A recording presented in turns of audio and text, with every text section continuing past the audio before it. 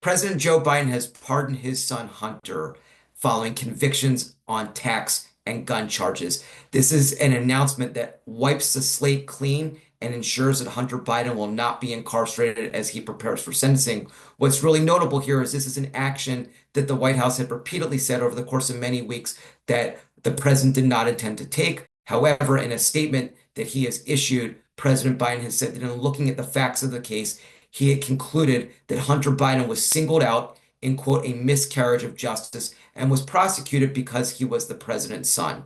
And so he has determined that the cases were unfair and that Hunter Biden deserved credit for having turned his life around in the year since the conduct occurred. And so it's really notable that he's taking this action now to really help his son, benefit his son, and undo two separate criminal cases that have really shattered his son for the last several years.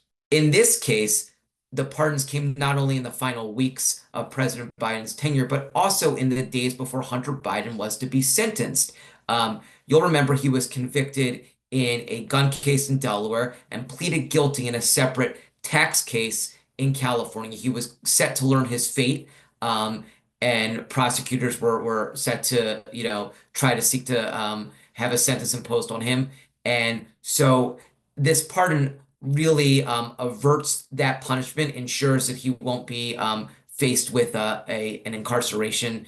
And so the pardon does seem designed to preempt that next step in the criminal process. But it is also the case that it is not the first time that a president has deployed his pardon power to benefit those around him. You'll remember, of course, that in December 2020, then President Donald Trump pardoned the father of his son-in-law. So he pardoned Charles Kushner, whose son Jared is married to Trump's daughter Ivanka.